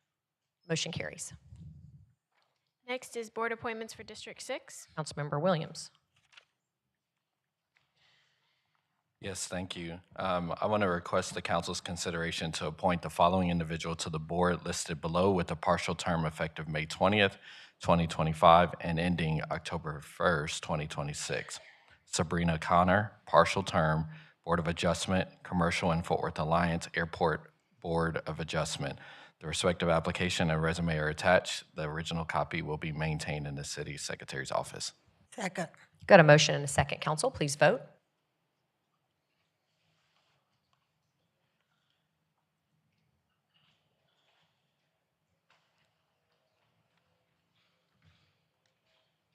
Motion carries. Next is Resolution 255082. This is an important one, Council. It's a resolution confirming the appointment of Robert Aldridge as the Fort Worth Police Chief on an interim basis as we see Chief Neil Noakes retire on May 30th. Chief Noakes, this is your last city council meeting, right? I can feel your sadness back there. Yeah, of course. But to Chief Aldridge, thank you for stepping into this capacity as we navigate the police chief search. We appreciate you very much. Got a few comments, I think, from council members. Councilmember Flores, go please. Thank you, Mayor. I want to say to Assistant Chief Aldridge that in my experience, and those of us here on this dais, you have served faithfully and diligently in your capacity as Assistant Chief for the Fort Worth Police Department since 1999, if I'm correct. And I support your selection as interim police chief because I have the utmost confidence in your knowledge, expertise, as well as your professional character and your personal demeanor, because you need all that in dealing with the most challenging of issues that come at us as a city and as a police department. So you have my support, sir. And that's my motion. Got a motion, Council, and Councilmember Nettles? So I'm just making sure everyone didn't want to speak. Yeah, I do. Oh, please, second, go ahead, please. I guess second Carlos's motion. Okay. So Chief won't be back so we can put him in the hot seat to talk to him? Sure, I guess so, if you really want to. He would love it. Well, I'll say, Chief Noakes, we really appreciate your service to the city of Fort Worth. I mentioned it last week in our comments. To serve as a police officer when in one of the largest cities is a big deal. And appreciate you, your lovely wife. Normally, I see her by your side at different events. And so that shows that it's just not you, but it's your entire family who devoted to serve the city of Fort Worth. So thank you, Chief, for all you've done for Fort Worth these last few years as the Chief of Fort Worth. And I want to take the opportunity to welcome Chief Aldridge as our new Chief Interim. Chief Aldridge, you ought to find you somebody to do all your work sessions like the Chief did you. Present them in front of Beck, get you somebody else so you don't have to take all that anymore. But we're excited to have you step in for this role. I do respect and honor you, and I look forward to working with you for the next few months or years. Thank you. Thank you. Councilmember Peoples, followed by Councilmember Williams. So, Chief Noakes, you will be missed, but I wanted to say, Assistant Chief Aldridge, I had an opportunity to visit not only with members of the council, who think extremely highly of you and think you are the right person for this interim appointment. But I also went out and visited with members of District 5, and I got the same positive response from those community members that I talk to as the council people. So that is high praise coming your way. So I am proud to be able to vote to approve your appointment. Thank you, Councilmember Peoples. Councilmember Williams? Thank you. Chief Noakes, I'll start with you first. Brother, I believe it's important to give honor where honor is due and to give flowers publicly as well as behind the scenes. And so, obviously, you know my deepest appreciation and sincere gratitude for our friendship and our partnership in this work. There's been many times where you and I have, not on camera, but shared really important, meaningful moments together, times of laughter, times of sadness and tears, and even times of shared faith. I just want to share, a couple scriptures just as a blessing for you. One, Philippians 2, verses 3-4 says, "Do nothing out of selfish ambition or vain conceit, but in humility consider others better than yourself. Do not look to your own interests, but rather to the interests of others." And Hebrews 13:16 says, "And do not forget to do good and to share with others, for with such sacrifices God is pleased." Day in and day out, you have served in this role not to be in the limelight or the spotlight, not to get all the glory and credit, but to love God, serve God, and love neighbor and serve neighbor. You did it even to the extent your entire career where you were willing to lay down your life for the one. And I'm so grateful that you have committed to life and to this service as a trusted sworn police officer to do that for even the stranger you don't even know. And that's so powerful, and you are representative of the fine people all across this profession, and especially right here in the city of Fort Worth with the Fort Worth Police Department. And so from the bottom of my heart, thank you, brother, for your service. You have literally saved lives time and time again. You've done it with courage, you've done it with humility, you've done it with grace, and you've done it with a whole lot of pride, knowing that we certainly have a best-in-class group of people dedicated to serving the city and to promoting the safety of our public.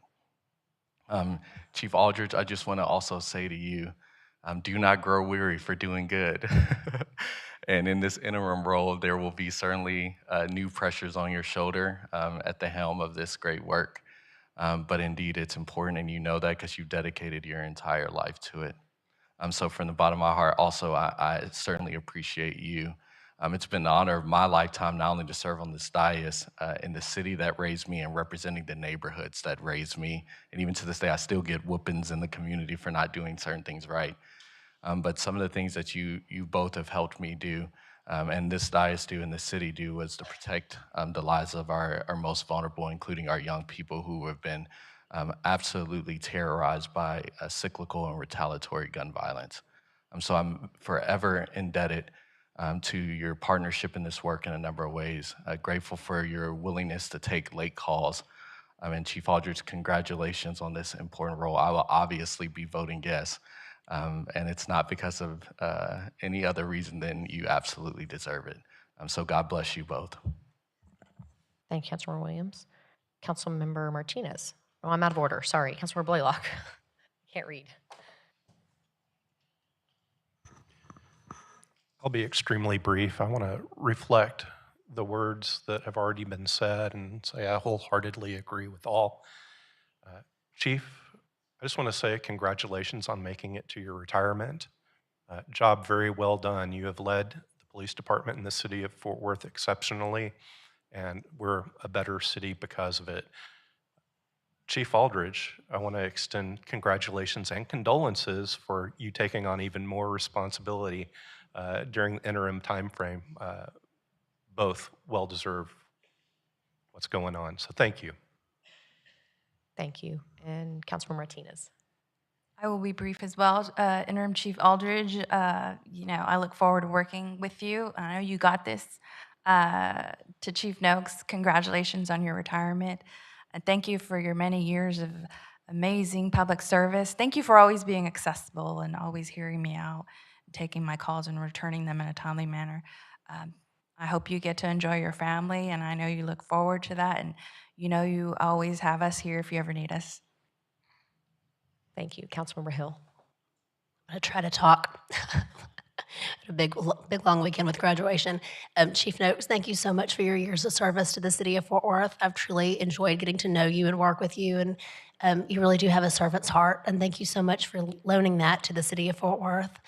And Chief Aldridge, thank you so much for stepping up. This is a huge role, and I know you're going to serve the city well. And I think Alan's right. Congratulations and condolences are in order, but we do appreciate you stepping up. Thank you. Did I make everybody? I think I did. One more. I'm so sorry. Councilmember Beck, please.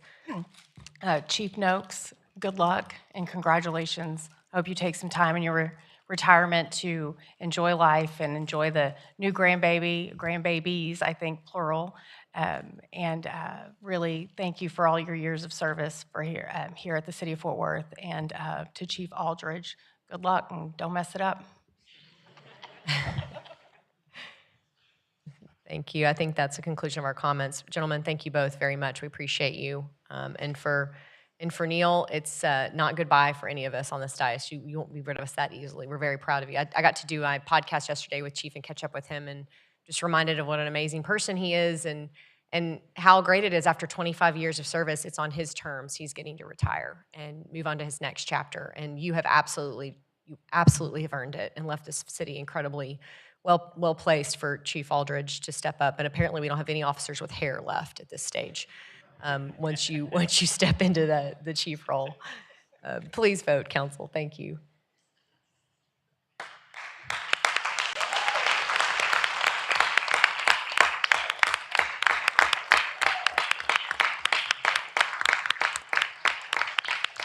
That's great. Thank you, gentlemen. Council, I'm going to personal privilege, because we have one item that I want to go ahead and put up, because I know that Dr. Molinar and her staff have an important meeting today. It's MNC 250454. It's adopting an ordinance appropriating $15,000 in grants coming through the city, operating other fund to No Kid Hungry campaign of Share Our Strength and Mayor's Alliance to End Childhood Hunger. I am very lucky to be the chair of the Mayor's Alliance across the country, and have been afforded the opportunity to give a $15,000 grant. If my friends from OD Wyatt and Fourth ISD want to come to the well, I want this council to recognize them. I had the opportunity yesterday to go to the Thrive Market at OD Wyatt High School with their leadership. It is amazing what they do for our city every single day. Dr. Molinar, if you want to come to that middle dais, they essentially, I just wanted you to see their faces. Come on, don't be shy, y'all come on down. First of all, OD Wyatt High School is always fun to get to be there with your students. Even though it's the last week of school, they're ready to get out of school. But this Thrive Market is available to families in the OD Wyatt community to meet the needs of food insecurity. Special thanks to our partners between Kroger, THR, Aetna, and importantly, Fourth ISD for making this happen. I look forward to partnering with you more in the future. And council, if you haven't seen the Thrive Market or want to do something similar in one of the schools in your districts, I highly encourage you to go see what they do there. It's full circle. There's entrepreneurial students that are running the market. The parents are a part of it, getting to visit with families that are really blessed by the market as well. So anybody can speak to this, but I just wanted to say thank you personally before we vote. And Councilmember Nels, you're welcome too. Thank you. There's some pictures from yesterday. They're amazing, truly. Good afternoon now, Mayor, Council. My name is Armando Gallegos, and I'm the proud principal at OD Wyatt. And of course, I want to thank you on behalf of the OD Wyatt community. Thank you. Thank you very much. So I think we can vote, unless Councilmember Nettles wanted to say a few things. Yeah, I did. Thank you, Mayor. I just really want to appreciate ODY staff and the superintendent. ODY has seen ups and downs, but I want to say that you guys have always risen to the challenge, and you guys are doing fantastic work in District 8. And so thank you for your service, and I look forward to continue to working with the ODY school. I love always going to their graduation, so I'll see y'all on graduation. Karen, how many graduations do you have coming up? 20? We have 23, 22 traditional ones, and so I'll be at 20. There's 2 of them I cannot make, so they conflict. But just want to thank you. This is not just for our OD Wyatt students, it's for all of our families that reside in our OD Wyatt pyramid, and just want to recognize the staff that make this happen every day, and just please come out and visit OD Wyatt and let us share the love that our students have for our city with you as well. So thank you for this partnership. Yes, and thanks to all THR I know is here today. Thank you. I mean, it really is tremendous what everybody's done to step up. So we'll be back. Thank y'all very much. Council, with that, we can Real vote. quick, Madam. Yes, please, Sorry. Jared. So given my role with Ternary Food Bank as an executive on the team there, I won't be participating in this vote because we have relationships with all of you, THR, Aetna. It's for good Ford, reason, though, right? ISD, Yeah. et cetera, yeah.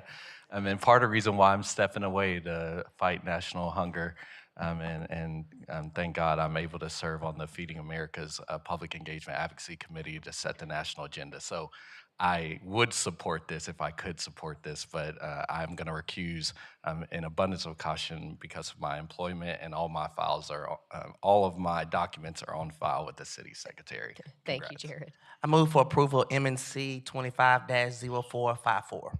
Second. Motion and a second. Council, please vote.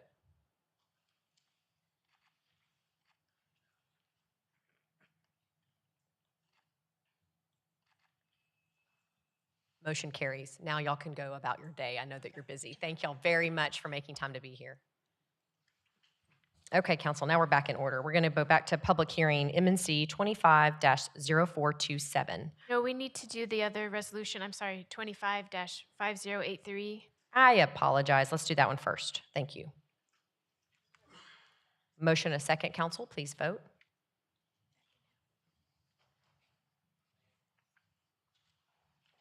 Probably can't hear her, but yeah.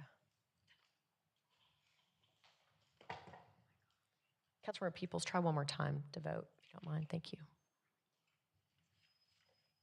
Motion carries. Now we'll go to 25-0427. And under our new rules, are we conducting the public hearing?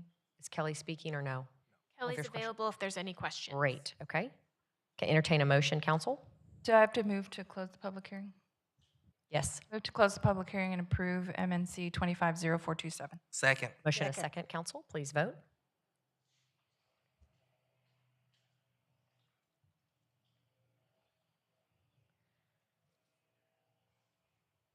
Okay, next is item 25-1157, and Chris Harder is available for questions.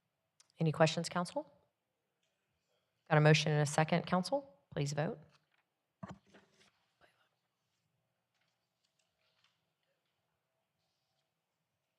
Motion carries. Next is MNC 25-0453, and Joel McElhaney is available for questions. Any questions for Joel? If not, we can entertain a motion. A motion and a second, Council. Please vote.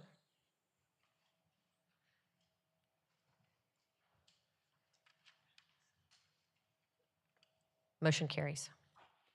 Next is MNC 25-0457, and Joel McElhaney is available for questions. Any questions? Not, we can entertain a motion. I'll use the microphone since I can't talk. Move to close the public hearing and approve MNC 25-0460. Second. Motion a second, Council. Please vote. Motion carries. Next is MNC 25-0460. Entertain a motion, Council. Motion in a second.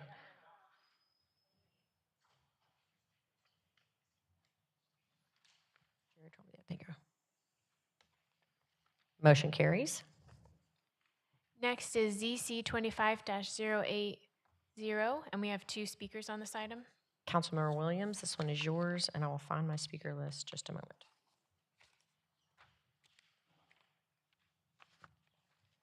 We have two speakers. The first is Larry Miller, only if there's opposition, and there is if Adrian Smith is present. Mr. Smith is not present, so I'll turn to Councilmember Williams. Oh, I'll just ask, do we have a site plan of this available? If not, it's okay. We're looking for it.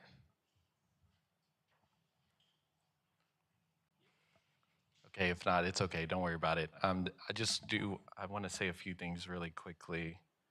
This project has been one that's been a long time coming. When this project or this site, which is owned by Crowley ISD, was first being proposed to be developed, myself and many of the neighbors and neighborhoods had opposition against it. And so that case wasn't successful. However, because we have great partnerships with our neighborhoods, Crowley ISD, as well as development community, we have gotten to a win-win-win-win-win-win-win. And I think it's important to just share for the record for our residents who may not be aware of it. So this development is going to provide high-end townhomes, both for lease and for sale, right next door to the Roy Charles Brooks the medical home, which is an incredible hospital managed by JPS. And so JPS, this new home will have a new neighbor. In addition to that, it'll also have a neighborhood commercial, which is something that I've been very proud over the past 4 years to bring significant investment into the district, specifically for commercial, both bringing jobs and neighborhood services into our district, like medical uses. And so this neighborhood commercial is open for all the possibilities, but particularly for future medical uses is what we have our eye towards. So this is a huge deal for Southwest Fort Worth. To put the icing on the cake, the developers have agreed to partner with the city to bring a traffic signal, a much-needed traffic signal, at the intersection of Granbury and Appalachian Way. It's Granbury, especially during rush hour, is a very dangerous arterial, and this traffic signal will certainly help make a huge difference in keeping our neighbors safe. And so I enthusiastically move to approve. Last thing I'll say is this not only helps the development community and our neighborhoods, this also helps our public schools. Crowley ISD selling this asset will allow them to divest from this particular property and to use these funds to build more schools. So Crowley Pride Unified, move to approve. Second. Got a motion, a second. Council, please vote.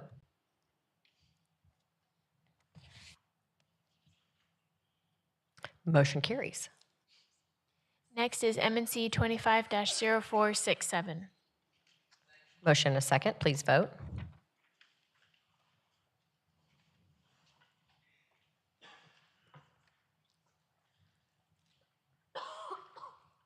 Deborah, try one more time. And motion carries. Mayor, that concludes all the action items. Thank you, council, and meeting is adjourned.